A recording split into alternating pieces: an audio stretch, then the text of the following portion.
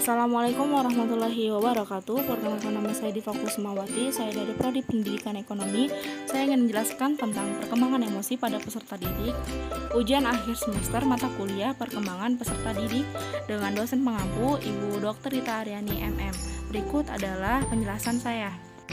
Baik, yang pertama adalah pengertian emosi. Kata emosi berasal dari bahasa Latin yaitu immover, yang berarti bergerak menjauh. Arti kata ini menyeratkan bahwa kecenderungan bertindak merupakan hal mutlak dalam emosi. Menurut Daniel Goleman, emosi merujuk pada suatu perasaan dan pikiran yang khas, suatu keadaan biologis dan psikologis, dan serangkaian kecenderungan untuk bertindak. Emosi pada dasarnya adalah dorongan untuk bertindak. Biasanya emosi merupakan reaksi terhadap rangsangan dari luar dan dalam diri individu. Emosi berkaitan dengan perubahan fisiologis dan berbagai pikiran.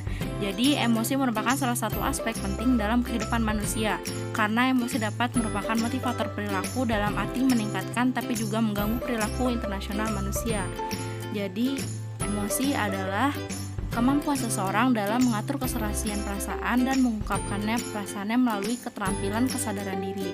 Individu yang memiliki tingkat emosi yang rendah tidak akan mampu mengendalikan emosi. Ketika seseorang dihadapkan pada sebuah permasalahan, individu tersebut akan mengalami stres karena merasa tidak mampu dan sulit dalam mengambil keputusan. Contoh emosi menurut Daniel Goleman seperti amarah, kesedihan, rasa takut, rasa cinta, rasa terkejut, rasa marah, dan rasa malu. Jadi itu adalah pengertian dari emosi. Baik, yang selanjutnya adalah ciri-ciri emosi pada peserta didik. Ciri-ciri khas emosi pada peserta didik, yang pertama ialah emosi yang kuat. Contohnya seperti anak kecil bereaksi dengan intensitas yang sama baik terhadap situasi yang tidak terlalu penting maupun yang serius. Dan anak pra-remaja bereaksi dengan emosi yang kuat terhadap hal-hal yang membuat orang dewasa melupakan hal sepele. Yang kedua ada emosi yang seringkali tampak.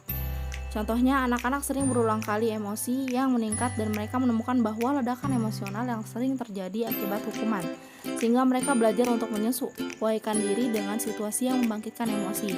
Kemudian mereka akan berusaha mengekang ledakan emosi mereka atau bereaksi dengan cara yang lebih dapat diterima. Yang ketiga ada emosi yang bersifat sementara.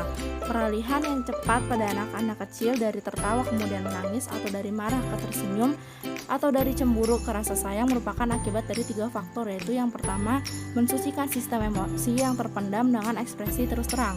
Yang kedua, kekurang sempurnaan pemahaman terhadap situasi karena ketidakmatangan intelektual dan pengalaman yang terbatas. Dan yang ketiga, rentang perhatian yang pendek sehingga perhatian itu mudah dialihkan. Dengan usia anak, maka emosi mereka menjadi lebih mantap.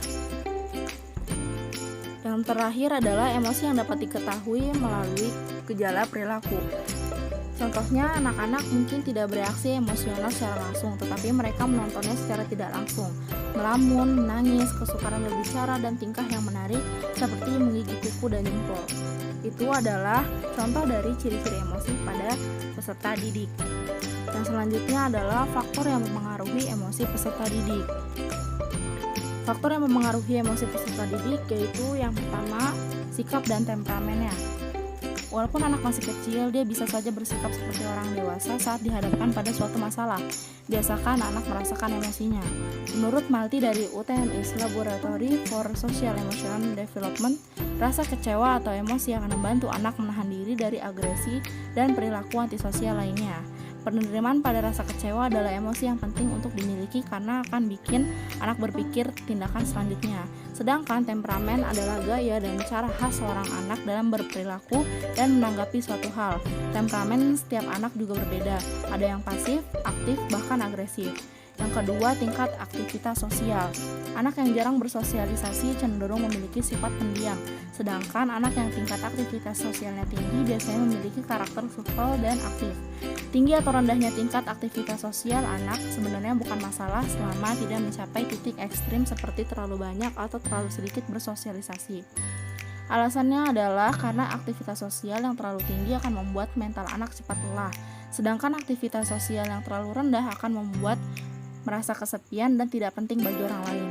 Supaya perkembangan sosial emosional anak tetap optimal, kita perlu terus memantau tingkat aktivitas sosial anak dan melakukan intervensi jika perlu. Yang ketiga ada faktor keluarga. Menurut Jurnal International Seminar of Islamic Studies, keluarga adalah lingkungan pertama yang akan dikenali anak. Melalui keluarga, anak harus belajar tentang cara menyesuaikan diri dengan orang lain.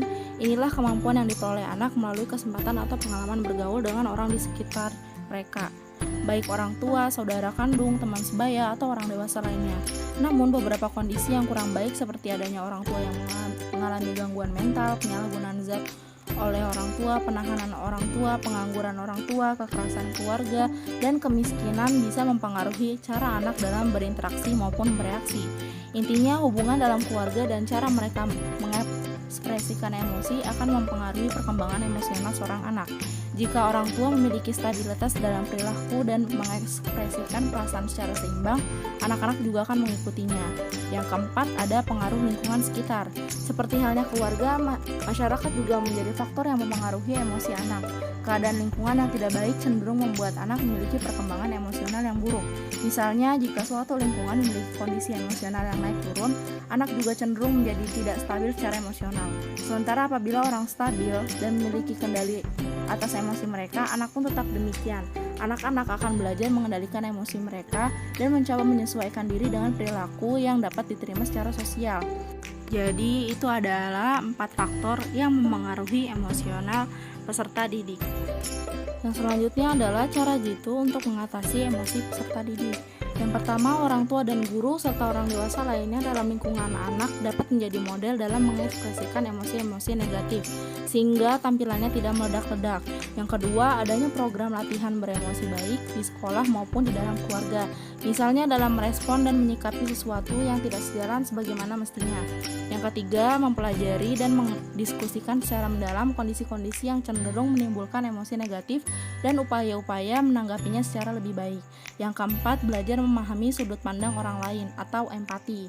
Yang kelima, belajar memahami sopan santun. Yang keenam, belajar bersikap positif terhadap kehidupan. Yang ketujuh, belajar mengembangkan kesadaran diri. Dan yang terakhir, anak harus belajar menggunakan langkah-langkah penyelesaian masalah dengan pengambilan keputusan dengan baik. Jadi itu adalah 8 cara jitu untuk mengendalikan emosi pada peserta didik. Yang selanjutnya adalah 5 upaya untuk mengembangkan emosi peserta didik. Yang pertama adalah adanya model dari orang tua dan guru serta orang dewasa lainnya dalam melahirkan emosi-emosi yang positif.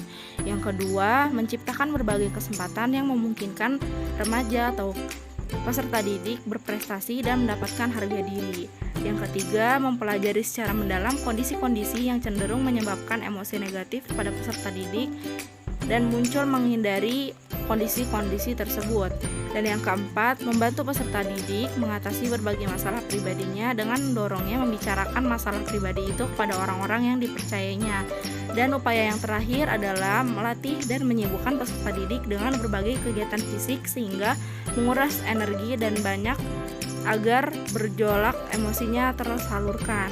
Jadi itu adalah 5 upaya guna untuk mengembangkan emosi pada peserta didik.